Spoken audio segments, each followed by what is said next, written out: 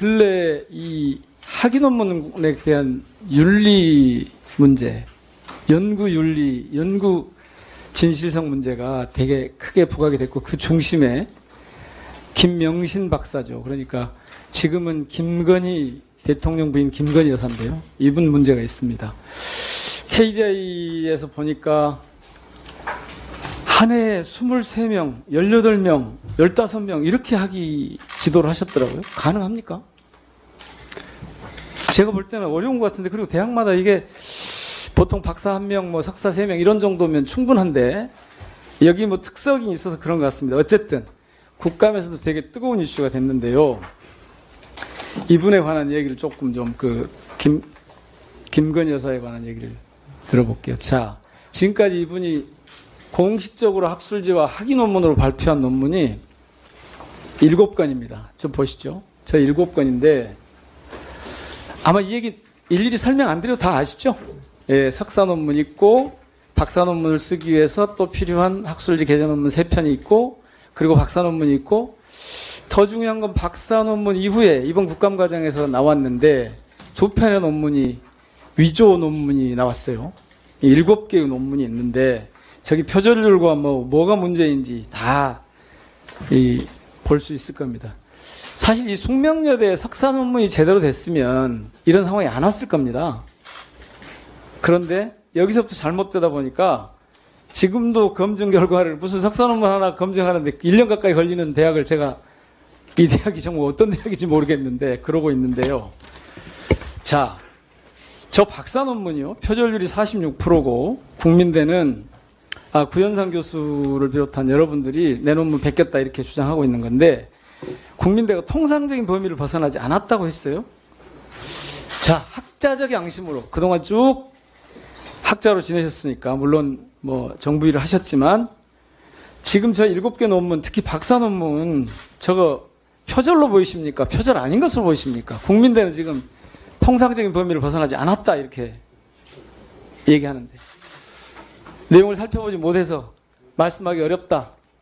그렇게 지금 준비하고 계신 거죠? 답변을. 네, 그렇습니다. 자, 그러면 한번 원래 의원 활동하시거나 교육부에 일을 하실 때 보면 이걸 굉장히 강조하셨더라고요. 그리고 그러니까 2006년 가령 김병준 교육인적자문부 장관 논문 관련 의혹 규명을 하면서 전체의 교육위 전체에서 그렇게 말씀하셨더라고요. 이 학문윤리는 지식강국으로 발돋움하기 위해서 꼭 바로잡아야 될 중요한 요소다 이렇게 말씀하셨죠? 네. 예. 그러면 지금 저게 표절인지 아닌지 모르겠다 그러니까 그거는 그냥 답변 곤란해서 안 하시는 걸로 생각하고요. 자, 이거 다시 조사를 좀 해봐야 되지 않겠습니까? 검증을 좀 해봐야 되지 않겠습니까? 네, 굉장히 민감한 이슈로 알고 있고요. 중요한 원칙은 저는 이제 결국 학문 윤리의 최종적인 책임 기관은 당 기관 대학이다 하시려고 대학이라고 생각합니다. 자, 그러면 대학이라고 하고 이거 한번 봐보시게요. 저기 보시면 오른쪽은 우리 후보자님 학위 논문이고 왼쪽은 김건희 여사 학위 논문이에요. 저 글씨체가 다 똑같잖아요. 조교가 대신 서명했대요. 이게 일반적인 절차라고 합니다. 일반적인 절차라고 교육부가 답을 하는데 일반적인 절차라고 보십니까? 심사위원회 서명을 조교가 혼자 써서 날인하는 방식으로 하는 게 일반적인 절차입니까? 대학에서나 학문 연구자들 사이에서? 아니죠. 한 번도 이런 적 보신 적이 없으시죠? 지금 날인이 다 이제 개별 아니 다른 말씀 하지 마시고 심사위원들이 자기 이름을 쓰지 않고 조교가 대신 쓰는 경우를 일반적이라고 교육부가 그랬는데 일반적이냐고 제가 묻는 겁니다. 아니죠? 예. 그걸 제가 말씀드리긴 좀 어렵다고 생각합니다. 왜냐하면 조교가 써서 날인만 대학 교육에 대해서 전혀 지금 특히 연구 진실성을 그렇게 강조하셔놓고 자꾸 피하십니까? 자, 교육부가 지금 공범이에요. 교육부가. 그래서 제가 다시 조사를 해야 된다고 여쭙는 겁니다. 국회의원 시절에 5분 발언하면서 이런 말씀도 하셨더라고요. 사회적 파장을 두려워하지 말고 조사해서 진상을 밝혀라. 논문 표절 등의 불미스러운 사태들은 반드시 밝혀야 된다고 그러셨더라고요. 지금 바뀌신 겁니까, 입장이? 입장이 바뀐 건 아닙니다만 네. 그 최종 이 책임은 결국 그 대학이 지도록 해야지 또 학문 윤리도 아니 그런데 대학이 발전한다고 책임을 안 생각합니다. 지니까 네. 교육부가 이걸 교육부한테 대학을 지도 감독을 책임이 있잖아요. 그러니까 하셔야죠 그거는.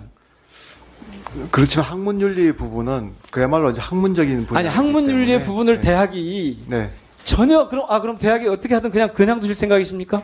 큰 틀은 뭐 당연히 교육부가 당연히요. 제공을 예. 하지만 구체적으로 자, 그 그러니까 이런 사안들에 그 말씀만 대해서는 해주세요. 장관이 되신다면 네. 이 학문윤리 연구 부정에 대한 전면적인 조사, 특히 국민들을 포함해서 숙대 이런데 지금 문제가 되어 있는 이런 데를 중심으로 해서 전면적인 검토를 해보겠다, 살펴보겠다 이 말씀을 해주셔야 되는 겁니다. 대한민국의 학문윤리를 정립하기 위해서 안 하실 겁니까? 안 하실 거예요?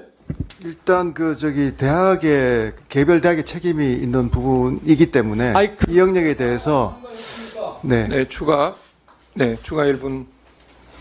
조사 안 하고 살펴보지도 않으실 생각이세요? 검토를 해보겠습니다. 검토하십시오. 그렇지만 원칙은 예. 됐습니다. 예. 제가 한 가지만 더 할게요. 이 이슈 요즘 이슈가 되고 있는 한동훈 장관의 딸이요. 영상을 얼른 한번 보시겠습니다. 시간이 없어서.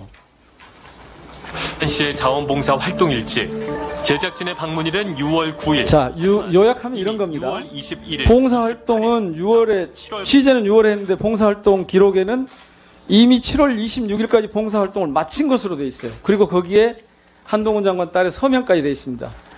이 기관에서 만약에 봉사활동을 지난 4년간에 486건이 이루어졌던데 이게 학생들이 기록이 그대로 학생기록부에 반영이 됐다면 그리고 이것이 대학 입시에 활용됐다면 큰 문제죠? 조사하셔야겠죠?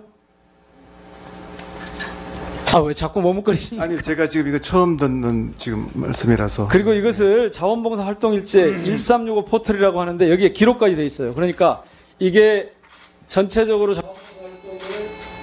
자원봉사 활동 상황을 체크를 해서 이것이 학생 기록부에 반영이 됐는지 그리고 이게 대학 입시에 사용됐는지 이 부분에 대한 전면적인 조사가 좀 필요하다고 합니다. 단지 한동훈 장관의 자녀뿐만 아니라 전체적으로 이거 한번 살피셔야겠죠? 제가 그 이슈는 제가 뭐 지금 말씀 주신 거라서 한번 고민해 보겠습니다.